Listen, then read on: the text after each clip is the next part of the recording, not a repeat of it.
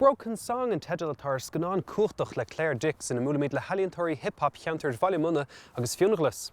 Begin Scanon Guskel Jamorach an Institute Scanon Herden expect Hospointown or Frek Schachtene. Neru Makanta Filata Imid Hail Chantert Sun Vla Clea, agus Vulas Leshna Priv Harchter, then a Hilarimach, agus the Blassa Oil Dagodaliana.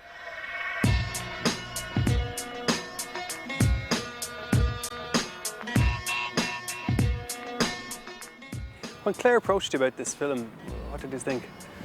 Well, just young artists, like young hip-hop heads, and so someone from outside the spectrum coming in and saying, I find it really interesting, I'd like to do a film, so we got really excited at the thought of that first. Imagine in this world where they'll continue to be human trafficking Africans or become a non-word uplifting ambulance, intricate descriptive passages that begin interacting with the intergalactic ship bursting from the abdomen, what's happening. Yes. We're influenced by Miles Davis, Bill Evans, John Coltrane, all different types of music, and then we're kind of recreating it in our own way.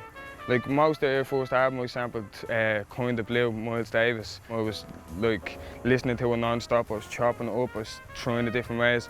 Most of hip-hop started like they would have sampled someone's beat, you know what I mean? They would have chopped it up, man, to go through the song and take the bits that you like and throw out the bits you don't like. And that's like a quote from Miles Davis in there about Phil. He says music's like Phil, you can take what you want, keep that and leave the rest. You know what I mean? Who would your big influences be? A lot of things, Bob Marley, Bobby Sands, you know what I mean? You look back through the Irish heroes we have, you know what I mean? Party Pearson. Such a beautiful language that we speak, but everybody's speaking English now, you know what I mean? It's because like, we are depressed, and it's good that like, we're taking the language, that's the way that we say it, we're taking the language that was like there, but by using something positive when I'm making sure, oh yeah, it's Irish English, you know what I mean? You mix in our slang with it and all like stuff like that, you know?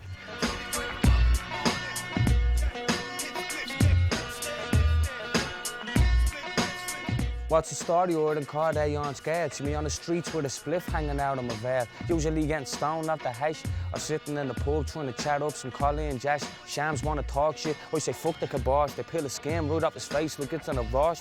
But here one I'm flowing, nah, be coin. Just take a gulp of your point down a toke of your joint. Claiming a dog when I'm drinking on cans of Dutch gold. Have you sitting in your shoulder while you ace to get cold. It's interesting you say Bobby Sands and Pierce, like, because when I read them, you think struggle, really, don't you? Yeah, definitely. Is that kind of at the heart of your music? Yeah, definitely. Like, it's representing what's going on in the streets around here. It isn't like us trying to be gangsters and this, that and the other. It's telling real stories. People, like, the stuff that does go around here is unbelievable. We find we're immune to it. We actually don't get surprised. I feel like a manic depressive, like, we're not supporting what we're talking about. We're trying to point out the negativity in it. Or if we are talking about something negative, we are pointing out something directly to the listener for them to get a positive message, to stay away from that or don't be doing that. As it comes my time, I'll be writing rhymes in my journal. Unwinding as I'm lighting up a split for the portal where all life's hurdles are count of all the ones in my circle. The aim is to make... Dean, tell us about the two main lads in the film, Costello and Gipp. When did you notice first that they had this talent? So I run a record label called Working Class Records for about 10 years here in Ballymun. But I got the opportunity to work in Finglas as a youth worker.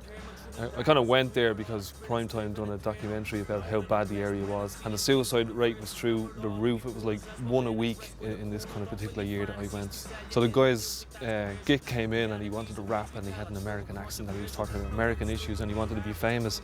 So me being me, I kind of reverse engineered or kind of helped him kind of look through that and deconstruct what that is. And I'd like the lads to kind of think that they can bring their kind of personality, their privileged kind of background, a privilege as in they got a street education, they got a youth work kind of education, they got a, you know, their own parents' working class education, they got a school education, so they have all of those kind of things. Bring that to the table, because that's something that people have definitely not seen.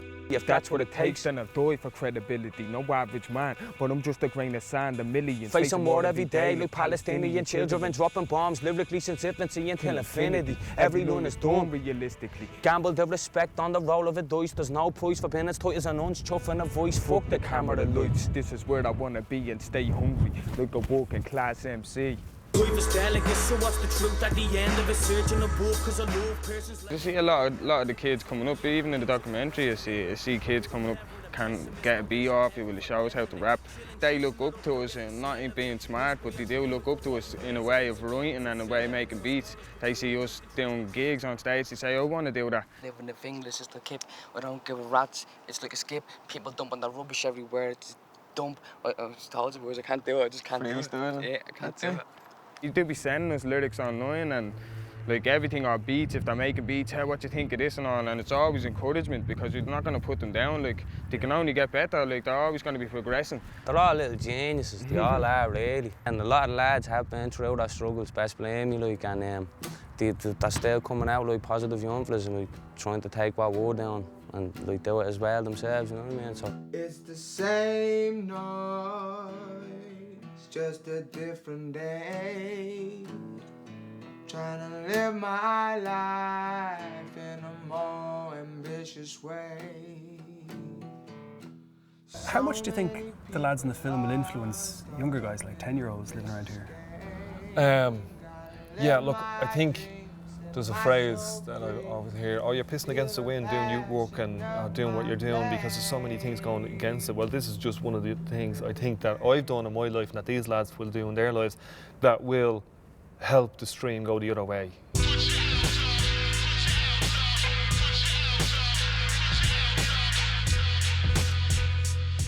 at the end of it, like, we're just making a few tunes, putting the stuff up independent, so whatever we get back from it, like, it's all ours, you know what I mean?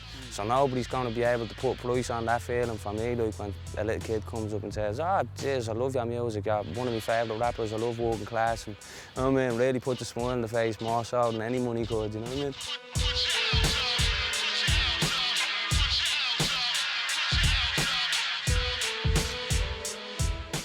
We'll just float a bit of swagger for the fun of it. Now that's all. Slán laugh, folks, eat 100 with.